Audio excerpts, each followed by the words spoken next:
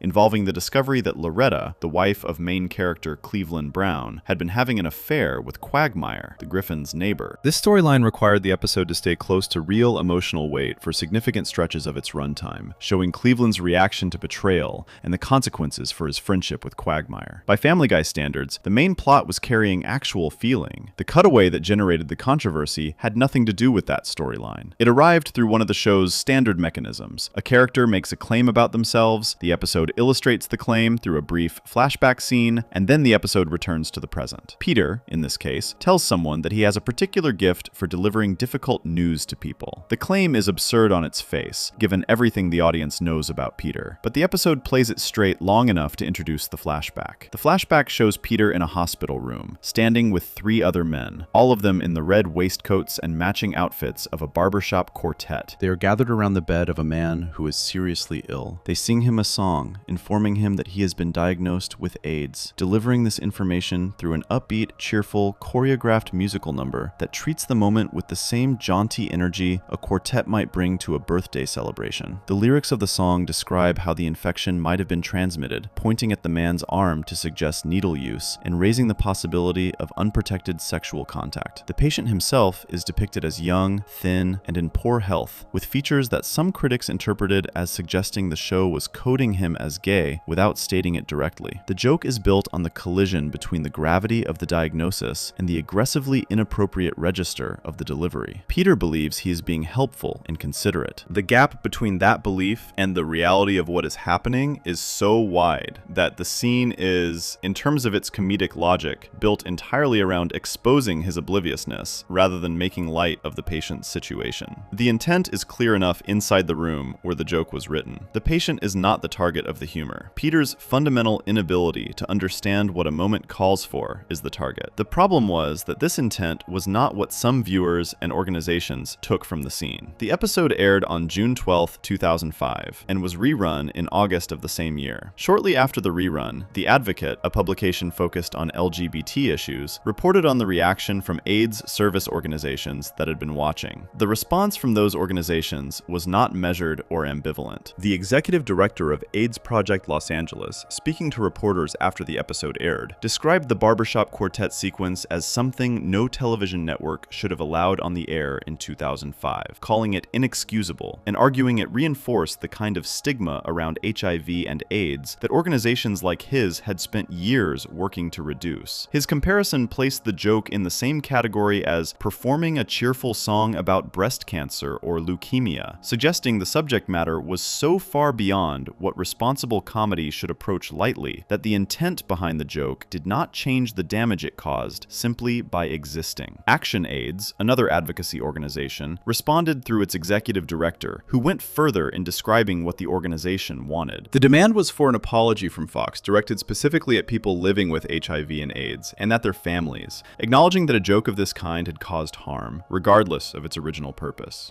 This demand was not issued quietly or through private channels. It was part of the public response organizations gave to journalists covering the controversy, which meant it became part of the record of what the episode had produced. A more considered reaction came from David Munar, the associate director of the AIDS Foundation of Chicago, who acknowledged in his comments to reporters a distinction that the other organizations were less interested in making.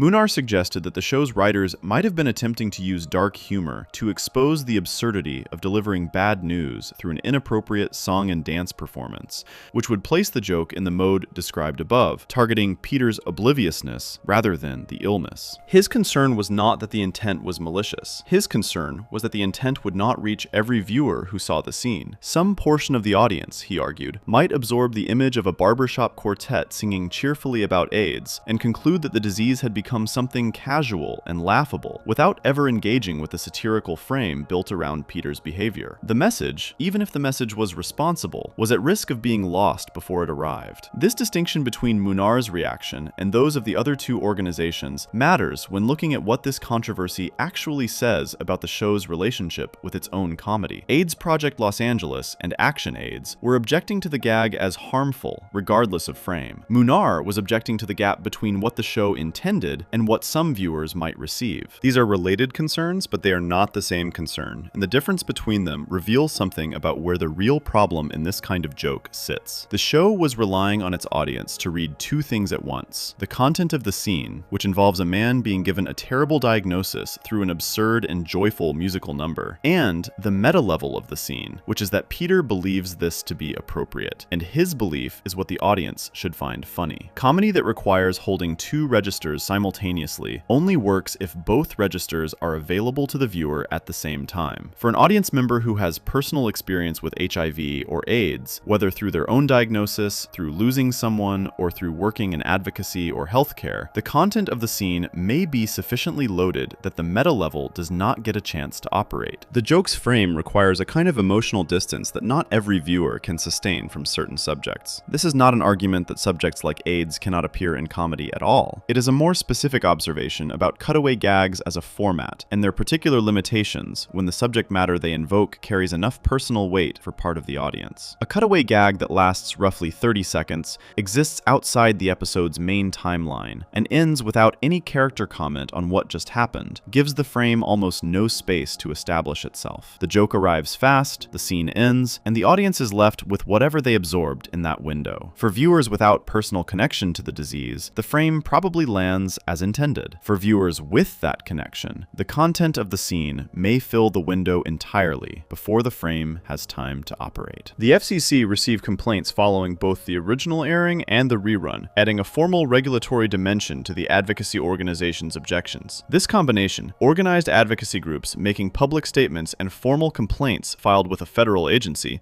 represented the first time in the revived show's history that a joke had produced that specific configuration of response. The network had worried about anti-Semitism with an episode nobody had seen. Now an episode that had aired was generating organized institutional opposition from the communities the joke most directly implicated. Family Guy did not publicly respond to the advocacy organization's criticism in any detail that became widely available in reporting at the time. The show's writers and executive producers did not issue statements explaining the joke's intent or acknowledging the concerns the organizations had raised. The episode stayed in the syndication rotation and continued to air. Seth MacFarlane's public comments about the show's general approach, made in various interviews over the years, consistently returned to the equal opportunity framework. The show aims at everything equally, and no subject receives special protection from the show's humor. Whether that framework adequately addresses the specific concern Munar raised about whether the intent reaches the viewer is a question the framework itself does not really engage with. What the AIDS barbershop controversy introduced into the show's history was a new kind of pushback, one that was organized specifically around real harm to a specific community, rather than around generalized offense. The Parents Television Council's complaints about the show were built on arguments about broadcast decency and family-appropriate content. The AIDS organization's objections were built on arguments about stigma, about what jokes reinforce in a culture that had already spent 2 decades struggling to change how people thought about the disease and the people who lived with it. These are different kinds of arguments, and they require different responses. The show, in practice, offered the same response to both. It kept making the show. This is also the first controversy in the revived show's history where the harm being alleged was not primarily about the show's content in the abstract, but about what that content did in the real world when it reached real viewers who were living with something the joke was treating as material. The volcano insurance episode had been held off the air because the network imagined a community that might be offended. The AIDS joke had already reached its audience, and members of that audience had organized, named the harm specifically, and demanded an acknowledgement that what they had seen was not simply a matter of taste. Before we move on, if you're enjoying this analysis, please consider subscribing. It helps the channel tremendously. The organizations protesting the AIDS joke were pushing back from outside the show. The next major fight came from a completely different direction, not from an advocacy group responding to content, but from the show itself, pushing back against the regulatory machinery that had been quietly tightening its grip on what American television was allowed to say. Section 4. Peter Griffin versus the FCC. On February 1st, 2004, during the halftime show of Super Bowl 38 in Houston, Texas, something happened that lasted approximately 9/16 of a second and generated consequences that lasted years. Justin Timberlake, performing alongside Janet Jackson during a choreographed duet, pulled away a portion of her costume near the end of their final number. For less than a single second before the network camera cut to an aerial shot, Jackson's breast was visible on a broadcast being watched by an estimated 140 million people across the country. The FCC received more than 540,000 complaints in the aftermath, a volume that broke every previous record the agency had on file for a single incident. CBS, the network that aired the broadcast, was fined the maximum permitted amount per station, which, for its 20 owned and operated stations, came to a total of $550,000, a figure that FCC Commissioner Jonathan Adelstein publicly described as inadequate, pointing out that it represented roughly $1 per complaint and could be covered by approximately 7 seconds of Super Bowl advertising revenue. FCC Chairman Michael Powell, who would later reflect that part of his response at the time had involved performing a version of outrage rather than simply feeling it, condemned the halftime show in language that left no ambiguity about the regulatory posture the agency intended to adopt going forward. The tightening that followed was real and felt throughout the broadcasting industry. Networks began implementing time delay systems for live broadcasts to allow manual censorship of unexpected content before it reached audiences. The FCC's willingness to fine broadcasters for fleeting nudity or language, rather than only for sustained or deliberate violations, became significantly clearer in the months after the Super Bowl incident. The regulatory environment for anything airing on broadcast television between 6 in the morning and 10 at night had become measurably more hostile to content that might draw complaints. And the organization most responsible for generating those complaints was already deep in a years-long campaign against Family Guy specifically. The Parents Television Council had been filing formal objections about Family Guy since the show's first season. Reporting from the industry publication Media Week noted that in 2003, an estimated 99.8% of all indecency complaints received by the FCC had been generated by the PTC, reflecting an organization that had developed complaint filing as a primary institutional tactic. The FCC, processing complaints that arrived in bulk from organized campaigns rather than spontaneously from individual viewers, had become the instrument through which the PTC applied pressure to networks and shows it found objectionable. Family Guy was near the top of that list. The organization had named the show to its worst primetime series lists in multiple years, had designated individual episodes as the worst of the week on more than 40 occasions, and had launched letter-writing campaigns to Fox aimed at getting the show canceled outright. The post-Super Bowl climate gave this ongoing pressure additional leverage, since regulators were now primed to act on complaints in ways they had not been previously. McFarland described his reaction to all of this in terms that were unusually direct, even by his standards. He said the PTV episode came out of rage, specifically rage over everything the show's production team had been dealing with since Janet Jackson appeared on the Super Bowl halftime show. That characterization, offered in a public interview tied to the episode's airing, turned the creative process itself into a statement about the institutional conflict the episode was responding to. The show was not making a measured argument about the proper limits of broadcast regulation. It was making an angry one, built by people who had spent years watching a watchdog organization file complaints about their work while the regulatory environment around them tightened in response to an incident that had lasted less than a second on a different network. The episode aired on November 6, 2005, 6 months after the revived show's 4th season had premiered. The plot begins with a fictional annual awards broadcast, during which an accidental wardrobe incident occurs on live television, mirroring the Super Bowl situation with enough specificity that the reference is impossible to miss. The FCC responds by expanding its censorship authority beyond broadcast content and into the physical lives of the citizens of Quahog, Rhode Island, sending agents who place censor bars over anything potentially inappropriate in public spaces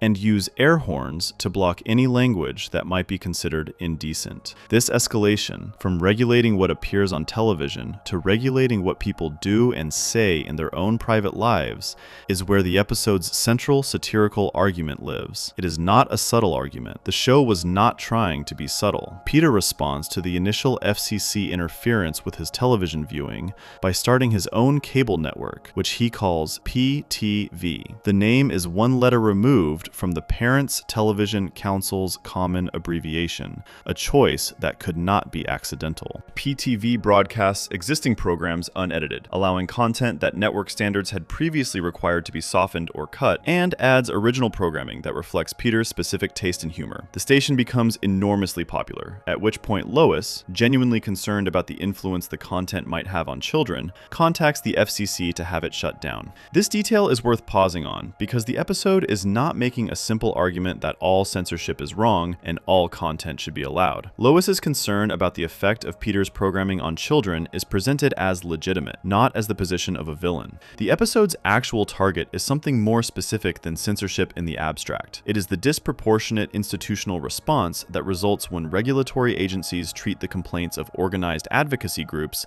as representative of broader public sentiment. The joke is not that the FCC exists. The joke is that the FCC, in responding to the organized pressure of a group like the PTC, ends up censoring things that most actual Americans, including Lois, would never have complained about on their own. The production of the episode itself reflected the institutional dynamic it was satirizing. MacFarlane and the writing team had to negotiate with Fox's internal censorship department over which scenes the episode could include. The director, Dan Povenmire, later described how the episode's montage sequence, which showcased previously censored material from the show's first 3 seasons, was assembled by going back through old recordings and pulling clips that had been cut before broadcast. When he brought 2 of those clips back for inclusion in the episode, the network's standards department told him they would have to be cut again. His observation about this, as he recalled it later, was that these were images that had already aired on Fox, were being shown for only a few frames within a documentary-style montage about censorship, and were still being subject to the same censorship process that had removed them originally. This is the specific irony the production team was living inside while making an episode about censorship. The show was being censored while building the argument that the censorship system had become excessive. MacFarlane described the negotiation process with the network as trading, removing a reference to one body part in exchange for keeping a word the network had originally wanted to cut. The episode's final form represented a compromise between what the writing team wanted to say and what Fox's standards department would allow them to say, which made the episode's central argument about the limits of broadcast censorship simultaneously a commentary on its own production conditions. The musical number that anchored the episode musically was a song performed by Peter, Stewie, and Brian, dressed in matching outfits that inverted the formal costumes typically associated with the kind of awards ceremony the episode was parodying. The song directed its criticism at the FCC and what the show characterized as the agency's arbitrary and excessive application of indecency standards. MacFarlane later expressed particular pride in the episode's opening sequence,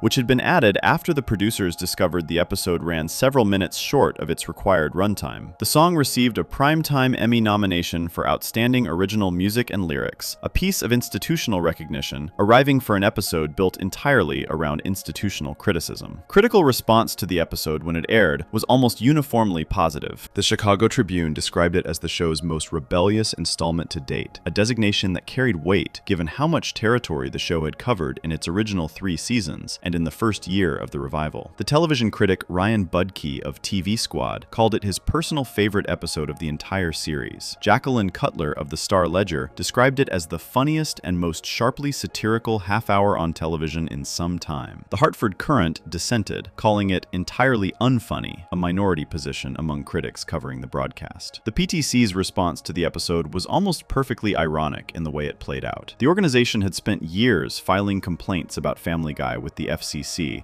and the episode had satirized both the FCC FCC, and organizations like the PTC by depicting their combined impact on broadcast culture as something resembling authoritarian overreach applied to a cartoon. The PTC's reaction to this depiction was to launch a campaign asking its members to file FCC indecency complaints about the episode itself. The organization wrote to its membership asking them to contact the FCC about the content of an episode that was making fun of the FCC's complaint-driven enforcement system. The campaign became its own small demonstration of the episode's argument, since the show had essentially predicted that the PTC would respond to criticism of the complaint system by using the complaint system. McFarlane later confirmed that the production team had received a letter of inquiry from the United States government in connection with the episode, though the specific nature of that inquiry and how it was resolved was not detailed in publicly available reporting at the time. The existence of an inquiry at all, following an episode specifically built to attack the regulatory machinery through which government entities had been pressured to act against the show, captured something important about the circularity of the situation. The show had made the argument that the complaint system was being used to punish creative content. The complaint system had then been used to send a formal inquiry to the people who made that argument. The PTV episode also revealed something about the specific way Family Guy approached institutional conflict that distinguished it from how the show handled other controversies. With the banned anti-Semitism episode, the show had stayed quiet and allowed the episode to find its audience through other channels. With the AIDS joke, the show had not publicly engaged with the advocacy organizations that objected. PTV was different. The show placed the fight directly into the plot of an episode, named the mechanism it was fighting as clearly as it could within broadcast standards, and aired the argument nationally on Fox. The conflict with the FCC and the PTC was not something the show was managing quietly. The show had decided to stage the fight for its audience in real time, using the format of a primetime animated comedy as the arena. Before we move on, if you're enjoying this analysis, please consider subscribing. It helps the channel tremendously. The fight with federal regulators and professional watchdog organizations played out loudly and publicly. The controversy that followed it ran along a completely different axis, one that began not with an institutional complaint, but with a single actress speaking directly to the press, and a former governor of Alaska who was not going to let a cartoon joke about her family pass without a response. Section 5. Sarah Palin versus a cartoon. Sarah Palin had already learned by the time Family Guy put her name inside a Valentine's Day episode in 2010 that speaking out against entertainment media came with its own complications. The previous year, late-night host David Letterman had made a joke about one of her daughters that generated significant public attention when Palin publicly objected. Letterman apologized. The episode had reinforced, for anyone paying close attention to Palin's media strategy at the time, that she was willing to make these fights public, and that she had enough of a following to make them land. Her Facebook page, which she had been using as a primary communication tool since leaving the Alaska governorship in 2009, functioned almost like a political broadcast channel for her supporters. The complicating factor in the Family Guy situation that nobody mentioned particularly loudly at the time was a corporate one. Palin had been hired by Fox News as a contributor in January 2010, 1 month before the episode aired. She was a paid personality of the Fox News channel, a cable news network operated under the same corporate Vatican as Fox Broadcasting, the network that aired Family Guy. The arrangement meant that a Fox-paid public figure was using her platform to condemn content produced by a Fox-owned program, calling on the same parent company to take responsibility for something one of its own properties had done. Fox News and Fox Broadcasting operate as separate divisions, but the corporate overlap was visible enough that the situation had a mild quality of a company publicly fighting with itself, filtered through the specific political identity of one of its newest contributors. The episode in question aired on February 14th, 2010, and was titled Extra Large Medium. Its main plot followed Peter Griffin's discovery that he appeared to have developed psychic abilities after his sons Chris and Stewie went missing during a family hike and were recovered. The subplot, which generated the controversy, followed Chris Griffin's romantic interest in a classmate named Ellen, who has Down syndrome. Chris, who has always been written as a gentle and somewhat simple-minded teenager, is encouraged to ask Ellen out by Stewie, who treats the situation with the kind of matter-of-fact acceptance that is actually one of the nicer things the show does in the episode. The characters around Chris largely do not make Ellen's condition the center of the story. She is treated, within the episode's logic, as a person who happens to have Down syndrome, rather than as a condition that happens to be attached to a person. Ellen was voiced by Andrea Faye Friedman, an actress with a career spanning nearly 2 decades of television, including prominent roles on Life Goes On and Law & Order Special Victims Unit. Friedman was born with Down syndrome. The production team developed the character partly based on Friedman's own physical appearance, and they created a personality for Ellen that was notably notably assertive and demanding, at the prompting of Friedman herself, who was initially reluctant to play the character as they had originally conceived her, but eventually agreed to perform the script. Ellen is not a passive figure in the episode. She has strong opinions about how a date should go, and when Chris disappoints her at the end of the story by revealing that he had internalized a stereotype about people with Down syndrome being fundamentally different from their peers, she tells him to leave. The episode does not present Ellen's disability as the most significant thing about her. The line that triggered the controversy came during a dinner scene. Chris asks Ellen what her parents do. She responds that her father is an accountant and that her mother is the former governor of Alaska. The line does not say Sarah Palin's name. It does not need to. Palin was the only woman who had served as Alaska's governor. Her youngest son, Trigg, had been born with Down syndrome in 2008, a fact that had been a significant part of her public profile since she was selected as John McCain's running mate that year. The implication of the line was impossible to miss. Palin's response arrived 2 days after the episode aired, through a Facebook post whose title described Fox Hollywood as a disappointment. The post described the episode's content as another kick in the gut, language that placed the joke alongside other perceived attacks on her family, rather than treating it as an isolated incident. Her daughter Bristol added her own statement to the same post, describing the writers of the show as heartless jerks. The language in both responses framed the episode as an attack on a disabled child, and on families with disabled children generally, rather than as a political joke about Palin herself. Within days, Palin appeared on Fox News to continue making the case in a more visible setting. Speaking on the O'Reilly Factor, on the same network that paid her salary, she told the host that the world was full of cruel and cold-hearted people who would do something like this, and asked on air when enough would be enough. The combination of the Facebook post, Bristol's statement, and the television appearance gave the story more than enough oxygen to spread through political media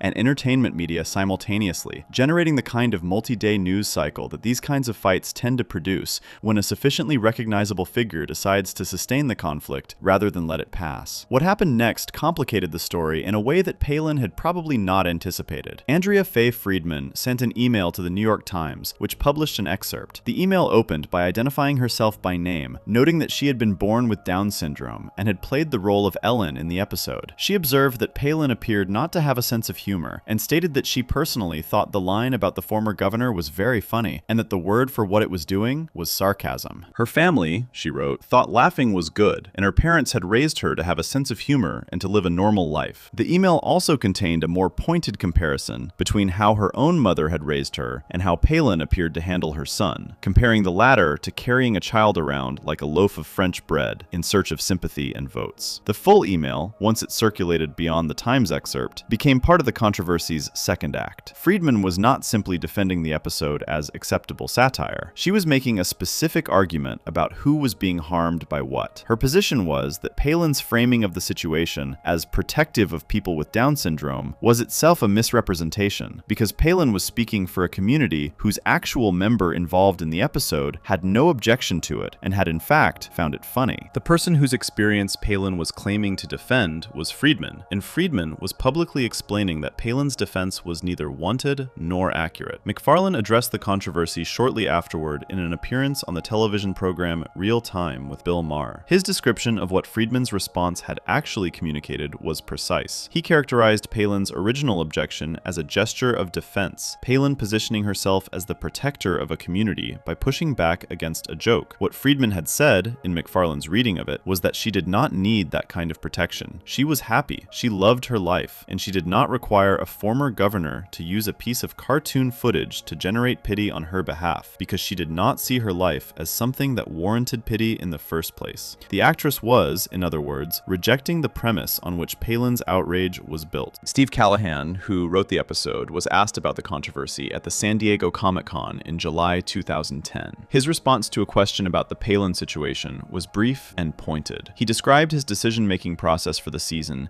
as an attempt to even things out by writing something that would offend smart people for a change. The line was delivered in a public setting at one of the entertainment industry's most attended annual events, and it did not suggest that the writing team had any particular regret about the episode's content or its political implications. Not everyone associated with the show shared that position. Patrick Warburton, who voices the character Joe Swanson and had been part of the cast since the show's early seasons, spoke to the Washington Post about the episode. His view was that the equal opportunity offender framework, which McFarlane and others had cited in defending the show's approach, had genuine merit, but that it did not automatically make every joke that operated within it acceptable. He named the Down syndrome joke specifically as something he personally did not find funny, separating himself from the show's general defense of its own content. Warburton's position was notable, partly because he was offering it as an insider, someone with an 18-year relationship with the program, rather than as an external critic looking for something to object to. The Parents Television Council named the episode its worst of the week, focusing not only on the Palin reference, but on the episode's Broadway-style song, which the organization described in its assessment as containing stereotypes and disturbing sexual references, in addition to the more general content concerns the show habitually triggered. The PTC's designation arrived alongside the broader public conversation already underway, giving the episode the usual institutional criticism that family advocacy groups attach to Family Guy episodes regularly during this period. A different kind of institutional recognition arrived in a less expected form. The song included in the episode, titled Down Syndrome Girl, received a Primetime Emmy nomination for Outstanding Original Music and Lyrics. The nomination was for the song's lyrics and music, crediting McFarlane and composer Walter Murphy. The song itself was a Broadway-style production number featuring Stewie helping Chris prepare for his date with Ellen, and its tone was celebratory rather than mocking, treating the subject with more warmth than critics of the episode gave it credit for. At the Creative Arts Emmy ceremony in August 2010, the song lost to a program from the USA Network, but the nomination was itself a form of institutional recognition arriving from inside the industry. The PTC had been trying to pressure for years. The controversy's shape reveals something specific about how these fights play out when a celebrity is involved as both the offended party and a media figure with platforms of her own. Palin had the Facebook page, the Fox News platform, and the established practice of responding publicly to perceived attacks on her family. The combination gave her a media presence that most people on the receiving end of a Family Guy joke could not match. What the episode had that Palin did not anticipate was Friedman, a woman with direct experience of the subject at issue, who disagreed with Palin's characterization of what the episode was doing and was willing to say so clearly and publicly. The question of who gets to speak for a community when that community's actual member has a different view from the political figure claiming to represent them was one the standard controversy cycle had no good mechanism for resolving. McFarlane's observation about what Friedman had really been saying applies beyond this specific fight. Palin's response assumed that the episode's Down syndrome content was something people with Down syndrome would naturally object to. Friedman's response demonstrated that this assumption was wrong, at least in her case, and that the protest Palin was organizing on the community's behalf had not been requested by the community's representative in the episode. The show had hired an actress with Down syndrome specifically to voice the character with Down syndrome, and that actress had come down publicly on the side of the joke. Before we move on, if you're enjoying this analysis, please consider subscribing. It helps the channel tremendously. The fight over what the Down syndrome episode said about Palin ended with the actress who voiced the character publicly defending the show and rejecting the framing of the politician who had claimed to speak for her. The next major controversy arrived from a different direction entirely, one where the community most directly affected by the episode's content was not united behind the show, and where the show's equal opportunity framework was about to face a considerably harder test. Section 6. The Promise That Didn't Hold. Before Quagmire's Dad aired in May 2010, Seth MacFarlane gave an interview in which he made a specific and confident prediction. Speaking to an LGBT-focused entertainment website called AfterElton.com in the months before the episode broadcast, MacFarlane was asked about the show's upcoming storyline involving Quagmire's father coming out as a transgender woman. His response was unambiguous. He said the episode would probably be the most sympathetic portrayal of a transgender character that had ever appeared on television, and he used the phrase, "dare I say," to signal that he understood the claim was a significant one and was making it anyway. He also told the interviewer that the transgender community would be very, very happy with what they were about to see. This was not a casual comment buried in a long interview. It was a direct prediction about how a specific and historically underrepresented community would receive a specific piece of content made by the creator of the show weeks before that community had a chance to see it. Understanding the controversy that followed requires understanding that prediction first, because the gap between what MacFarlane described and what the episode actually was when it aired became the center of everything that came after. The episode follows Quagmire after his father Dan, a Navy lieutenant commander with a decorated military career, arrives in Quahog and announces that he is a woman trapped in a man's body and intends to have gender-affirming surgery.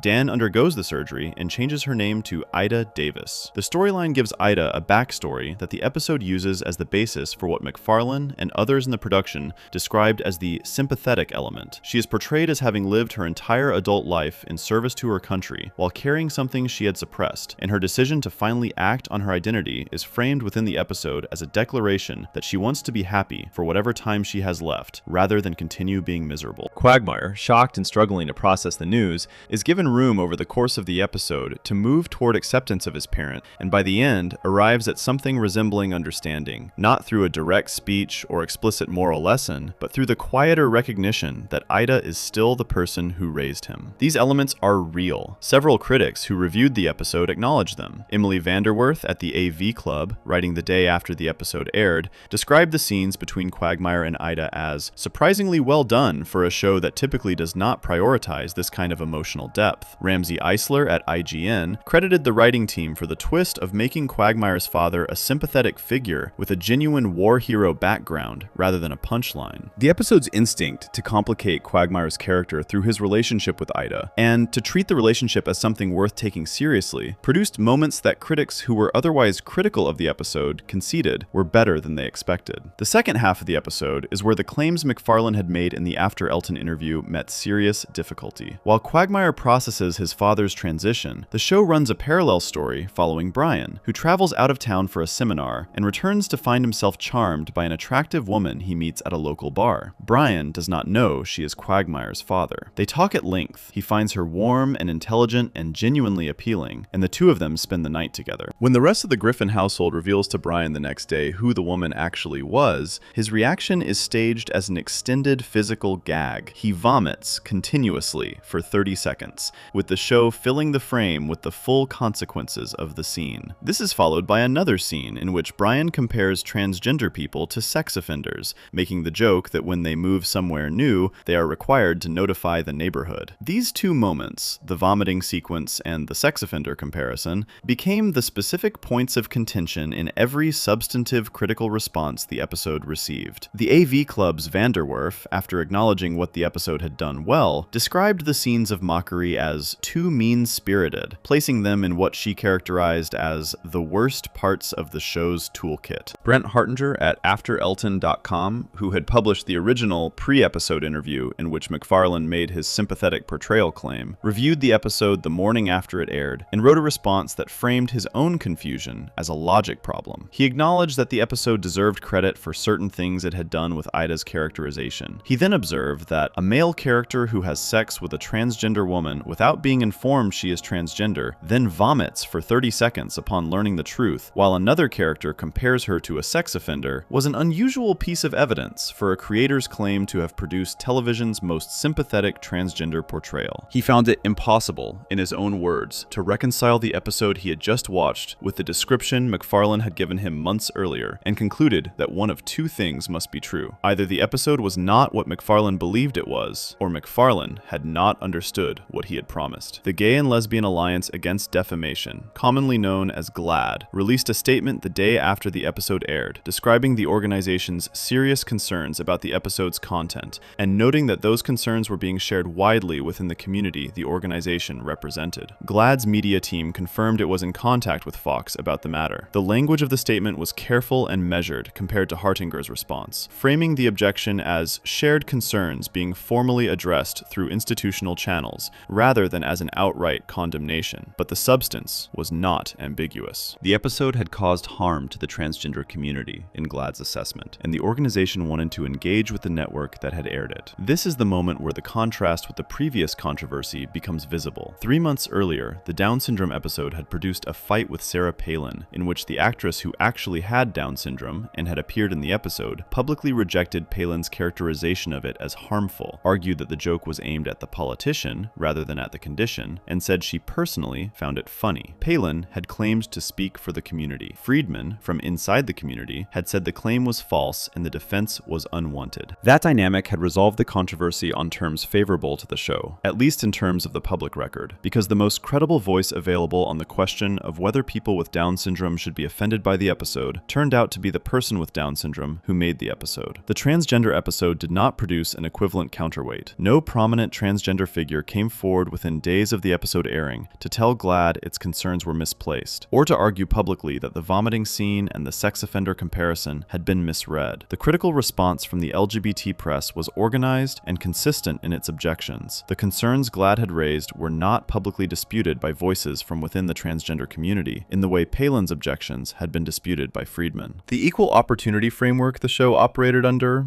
which had been partially vindicated in the Down syndrome situation by the emergence of an insider who supported the show's choices, had no equivalent support to draw on here. McFarlane's response to the criticism, when it eventually came in a September 2010 interview in Details magazine, did not acknowledge the possibility that the episode had contained elements that failed to achieve what he had described. Instead, he expressed surprise that the criticism existed at all, framing it as a failure of comprehension on the part of the critics, rather than a failure of execution on the part of the episode. He observed that he did not typically encounter foolish members of the LGBT community, and suggested that those objecting to the episode had simply failed to recognize that the portrayal of Ida was sympathetic. His defense of the vomiting scene was built around an analogy. He argued that a heterosexual man discovering he had slept with a transgender woman might understandably respond with physical disgust in the same way that a gay man confronted with female anatomy might respond with revulsion. Both reactions, in McFarlane's framing, were simply expressions of how human beings are biologically wired, not indicators of anything hostile toward the person whose identity had prompted the reaction. Multiple critics and commentators pointed out that this defense contained a fundamental category error. The analogy equated gender identity with sexual orientation